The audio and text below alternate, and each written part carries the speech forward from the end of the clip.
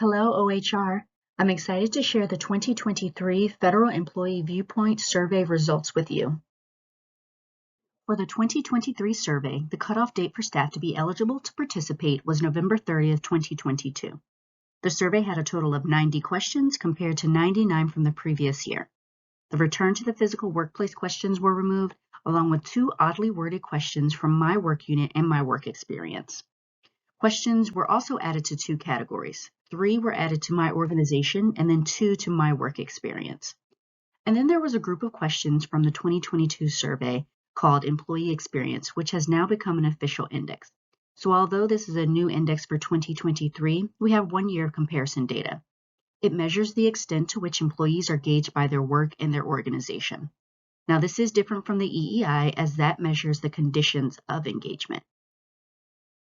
I want to start this presentation off with sharing a few highlights from our accomplishments from the last survey, and then I will get into the details of these questions later on when I discuss the strengths and opportunities section. OHR exceeded all of the NIH established goals. Our response rate was 10% higher, EEI was 8% higher, our GSI was 6% higher, and then our BIA was a huge 17% higher. A 3% change is considered significant, and this year we had 14 questions that saw between 3 and 8% increases in their positive score. There was 1 question with a 3% increase, 4 questions improved by 4%, 2 questions saw increases of 5%, 5 questions improved by 6%, 1 question had a 7% increase, and then 1 question saw a huge improvement of 8%. For our response rate, the gray bar represents the HHS goal of 73%, and the dotted line represents NIH's goal of 68%. We still continue to hold the highest response rate in our organizational chain with a 78%, which was a 2% increase from last year. We also exceeded the HHS goal by 5%, and as mentioned on the last slide, the NIH goal by 10%. A few years ago, OHR increased its focus on communicating the direct link between its initiatives and the FEVS feedback you all provide. Since then, we have seen notable improvements in our BIA score, and we set a new record. This year, we experienced a 4% increase, with 84% of you believing that these results will be used to make our organization a better place. We all know actions speak louder than words, so I think it is important to share just a few examples of the actions taken to address some of the opportunities identified in the 2022 survey. The divisions worked very hard in 2023 to address your needs, and we are glad that more of you recognize the changes. So these are just a quick refresher, but this list is definitely not all-inclusive. Now let's go over our index results. Our core index scores are still holding strong and steady. Our EEI score was 90% with no change compared to last year. Leaders Lead was 88% positive with a 2% increase. The Supervisor Sub-Index scored 92% positive, decreasing by 1%, and Intrinsic Work stayed consistent at 89%. Global Satisfaction improved by 1% with a positive score of 86%, and 3 out of 4 of the questions either saw improvements or no change compared to 2022. The only question below 80% was satisfaction with pay, which continues to be a challenge due to inflation, but unfortunately OHR has no control over this matter since pay is set by OPM. Our Performance Confidence Index remained high at 96% with all questions scoring at least 94% positive. And then our new index, Employee Experience, remember this is the group that was included in the 2022 survey, so I do have comparison data.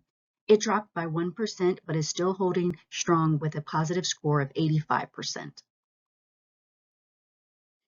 Our overall DEIA score increased by 2%, taking us to 88% positive, and we had increases in 3 out of the 4 categories. Diversity increased by 5% with a 92% positive score. Equity, which was one of the more challenging areas last year, saw a 1% improvement, coming in at 85% positive. Accessibility saw a significant improvement of 4%, taking our score to 89% positive. This was our other DEIA element that needed a bit of improvement. And then lastly, inclusion took a small dip of 1%, but still had a strong score of 89% positive. On the right-hand side of the screen, you will see the DEIA questions with the most significant changes. The first 3 were questions with the largest increases in positive scores, with 2 of them being in the accessibility element. The 4th question is the one with the largest decrease and falls within the inclusion category. Next, we're going to move on to the category results. All of our category scores saw improvements except for my supervisor, with half of them showing significant improvements of 3%. My work experience came in at 87% positive, improvement of 3%. My work unit, 89% positive, with an increase of 3%. My organization saw a 1% increase, coming in at 88% positive. My supervisor took that one small 1% decrease, but still held strong at 92% positive. My leadership, 89% with a 3% increase. And then lastly, my satisfaction, coming in at 82% positive with a 1% increase from last year. And lastly, I will share our strengths and opportunities. So first, I would like to update you all on the 2022 opportunities. Last year, I featured 10 questions that had positive scores below 80%, and 7 of those saw improvements, with 4 increasing to 80% or above. All 4 of those increased by 6%, and those questions are: I can influence decisions in my work unit commits resources to develop new ideas, management involves employees in decisions that affect their work, and new hires in my work unit have the right skills to do their jobs. And then the other 3 questions are still below 80%, but are headed in the right direction. So arbitrary action, personal favoritism, and political coercion are not tolerated, 78% positive with a 7% improvement. My workload is reasonable, 75% positive with that 4% improvement. Differences in performance are recognized in a meaningful way, 74% positive with a 2% increase. There were 8 additional questions with significant improvements. My organization's management practices promote diversity, 92% positive, 8% increase, and this is the most improved question in the entire survey for us. My organization meets my accessibility needs, increased by 6%, taking us up to 90%. My organization has prepared me for potential physical security threats, 5% increase, coming in at 86% positive. My organization responds to my accessibility needs in a timely manner, again 5% improvement, coming in at 88%. I can disclose a suspected violation of any law, rule, or regulation without fear of reprisal, improved by 4%, taking us up to 88% positive. How good of a job do you feel is being done by the manager directly above your immediate supervisor? 90% positive, 4% improvement.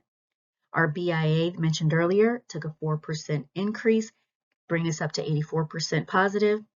And then my organization's senior leaders maintain high standards of honesty and integrity, 3% improvement, coming in at 87% positive.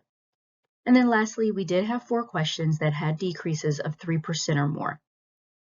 The first is, I am comfortable expressing opinions that are different from other employees in my work unit. That was a 3% decrease with 84% positive. I know what my work unit goals are. That was a 4% decrease, still a high score of 90% positive. I have a clear idea of how well I am doing my job. 4% decrease again with 88% positive. And then I feel a strong personal attachment to my organization, 77% positive with a 5% decrease. For consistency purposes, I'm highlighting any question above 95% positive, which is the same as I've done in previous years to identify our top strengths. Last year, I highlighted 7 questions, and all except for it is important to me that my work contributes to the common good were featured last year. The question that was replaced was employees in my work unit consider customer needs a top priority, which only decreased by 1%, coming in at 95% positive. Last year, we had 8 questions with neutral scores of 15% or more. For 2023, we only had 4. Differences in performance are recognized in a meaningful way. This saw a 1% decrease in its neutral score, which shifted to the positive perspectives. I feel a strong personal attachment to my organization is new to this slide. Positive perceptions actually shifted 5% to neutral. My job inspires me, and satisfaction in involvement in decisions that affect my work remain the same. For the 4 other questions not shown, all of their neutral scores decreased and perceptions were swayed to the positive side. Some of these you just saw on the last slide, but we had 9 questions that had positive scores below 80%. 5 of them saw improvements or no change compared to 2022. 2 questions were new. Those were the approval process in my organization allows for timely delivery of work, and I can make decisions about my work without getting permission. And then 2 questions saw decreases, but one was that pay satisfaction question. Our lowest positive score in 2022 was 71%, and that question now happens to be our highest score shown on this slide. There were also themes about employees wanting more involvement in decision making, and 2 out of 3 of those questions improved to where they aren't featured in this group anymore. You all saw my workload is reasonable on the last slide, and I highlighted it when I discussed OHR's significant improvements. Workload has been an opportunity for quite some time, and OHR has experienced fluctuations in positive perceptions over the years. But I think taking a historical look at the results allows us to see how much improvement there has been in this area over the last few years. We achieved a new record high score this year with that 4% increase mentioned earlier. Over the last 10 survey years, positive perceptions have improved by 14%. And since 2019, our positive score has increased by 17% and negative perceptions dropped 11%. Divisions have been putting in a lot of work to staff up teams, conduct workload analyses, shifted portfolios around to balance out assignments, and discuss the importance of work-life balance. This improvement shows that you all are feeling the relief, and although there is still more work to be done here, I think it is important to recognize how far OHR has come. Senior leaders and managers will continue to prioritize your well-being and do what it takes to maintain an exceptional work environment for you. Thank you for viewing this presentation. We look forward to getting your feedback this spring in the 2024 survey.